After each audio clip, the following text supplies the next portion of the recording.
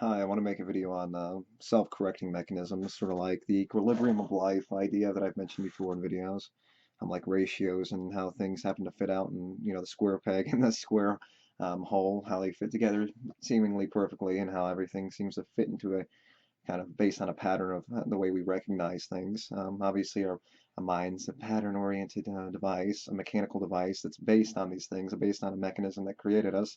How did things happen to get so perfectly that the brain was created? These things that function so perfectly. It's almost a semi-religious argument that's made on a semi-regular basis. How did things happen to be working out just so the way that it just had to perfectly align? The sun had to perfectly align behind the moon, which led like a beam of light hitting Earth and caused the first sprouting mechanism.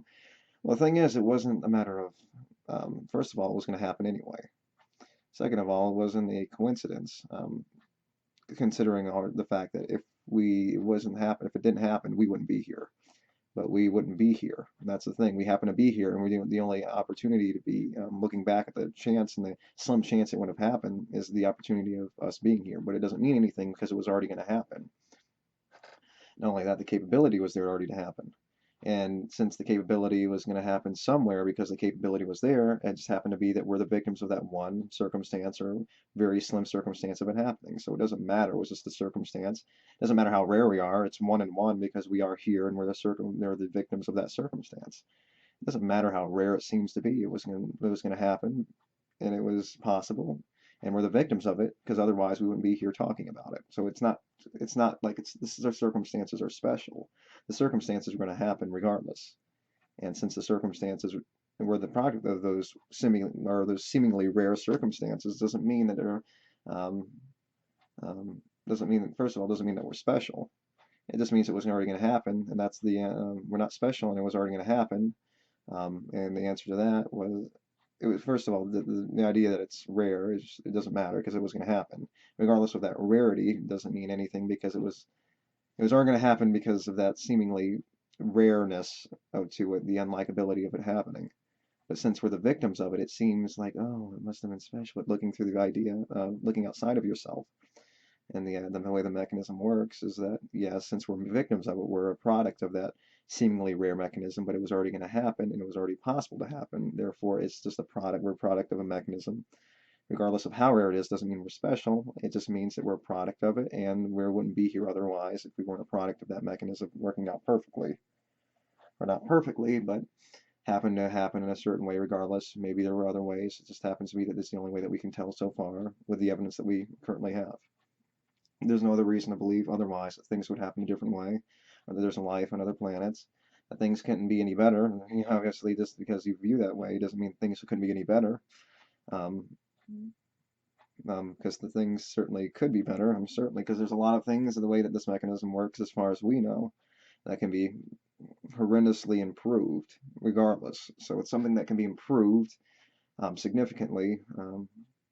Just a matter of your human mind, or your mind, your living mind, your earthling mind, rationalizing and accepting the fact that the way we are is the way it was meant to be, the only way, regardless of, and almost in a way ignoring all the negative side effects of all these bad things happening, and all the genetic issues that people have to deal with, all these the lack of smooth transition that constantly has to be going through, ignoring all the bad and looking at all the good, but experiencing only bad and no good. So that's the way the mechanism is generally working, and it's almost a way fooling you based on your addictions and your delusions. And your delusions are just a product of that silly addictive syndrome that's based on negatives. So you're avoiding the negative that you know exists, or you're just too ignorant to recognize it. But that doesn't mean it doesn't exist. It's just you're too ignorant to recognize it. So either way, where it exists as a function that exists in reality, regardless of the way you view things. So it's something that exists regardless. So yeah, the whole peg idea, the things working out perfectly, a ratio, self-correcting, self-controlling mechanism, how things seemingly work out in the end. Well, that's just looking at the good. It's almost like looking at the good, hoping for the best, but expecting the worst. Hoping for the best, looking at things perceptually for the best, regardless of the things that happen to you. Looking forward can easily be, in a way, deluding yourself into thinking that something good can happen, or looking at the good because you're so desperate for the good to happen, or you're so desperate for the good to be the only thing that exists.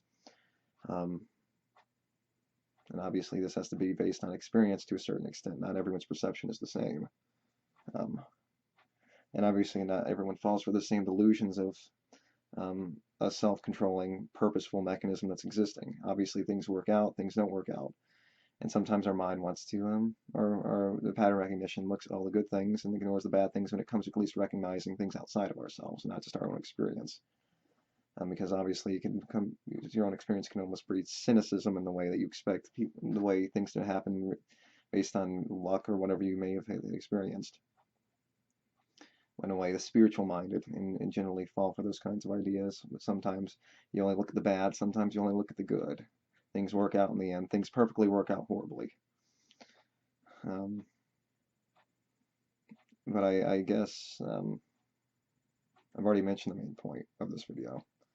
But yeah, this equilibrium of life, how things just work out in the end. Obviously they're working out, but just the way they work out doesn't mean, just because that was the way it's going to work out, doesn't mean it was the right way. It doesn't mean it couldn't have been better. And that's obviously, I think, the biggest point to get away from this video. This idea with is things can always be better. It doesn't mean things are always working out. And we're the victims of those circumstances, and they're not as special as you necessarily think, because we're victims of it. And it doesn't mean it's special, and because it's not a thing that's a gift. You're not special. You're special in its uniqueness, maybe, but you're a product of many things in that unique set of circumstances, or that one circumstance. So you're not special, generally speaking. You're just a product of a very strange circumstance that happened to happen that was possible, and you happen to be a victim of it. But yeah, it's not a argument to be made that's often used with religious connotations. You use that to think that we're so special. It happened perfectly. The things happened so perfectly that we happened. And we're just here to look back and say, oh, that happened. We're here, and otherwise we wouldn't be here to explain it. We're not special, and things aren't the best they could be. And then you obviously rationalize why in that way, if you have to be forced into a corner and answering that question in a way. You're spiritually minded, but you don't believe in a organized religion. That makes so much sense. Because what other reason would you be spiritual than to use God's everywhere? Or Christ is in Christmas. The Easter Bunny was in the Bible. Even though he wasn't really quite in the Bible, he was only representing the Bible in one way or another, based on my own personal interpretation of some kind of silly idea to begin with, a false starter, a straw man, a false premise. And that's how many people go off these ideas, and they don't realize that they're setting themselves up into a circle or trap where they end up logically losing control of their own arguments, and they end up losing the argument because they lost where the foundation of their argument was. So yeah, whatever. People are silly. People are stupid. Generally speaking, regardless of how specialized you may be in this or that, or how much you can regurgitate this much in your memory and this, you're still stupid. If you like football, you're still stupid. If you root for the home team or you do this or that, you're still stupid. Because it's about getting rid of all that extra crap. And the less crap you have in you, the smarter you are. The less thinking you're cool smoking cigarettes, the less cool you want to get into bar fights, the less this, the more you do that. I mean, it's about getting rid of all that crap. That makes you smarter. I don't care how gifted you are here or there. That's specialization. I've mentioned this before. It doesn't matter how specialized, because that doesn't mean anything. Sort of like the good, how specialized you are doesn't mean anything. It's a matter of getting rid of all the bad that's in you, or the delusion. And then you have a blank slate where you can work on all sorts of foundations, and you work mostly on logic, and those false premises are obviously erased. And it's about getting rid of those false premises and all those kinds of bad ideas and eliminating that and working with a blank slate. And almost reformatting the hard drive, reformatting the brain, and starting from a different position, or reformatting and starting with a blank slate and going in the right direction, not the wrong direction, going to the left, not the right, or vice versa. It's a matter of choosing the right decisions and going in the right directions more than anything. So yes, it's about getting rid of all the negative that's in your mind, because it doesn't require much smarts or much, because all those extra things, being autistic savants, doesn't mean anything. It doesn't serve any practical function when it comes to recognizing the game that we're playing. It just takes, we're getting rid of all those logical incongruities and inconsistencies, and you'll realize that it's not too hard to be logical. It's about getting rid of all those things, but it's not something that people can readily get rid of. It's just another delusion, a self-delusion, a self-grandiosity, a sense of pride in oneself based on the associations that they have with their geography and their surroundings. And I know it doesn't always take a sad person to realize this, or a person that's not proud of themselves. Sometimes it just takes a logical person that wasn't brainwashed, because a person can find pride in just about anything. They can find pride regardless of just how bad it is. They can recognize it, but recognize sometimes it takes that recognition of being in a foul place for you to recognize these kinds of things, and that's generally what it takes. But sometimes it's just hard to realize that it didn't take much for me. It was already sort of ingrained into me.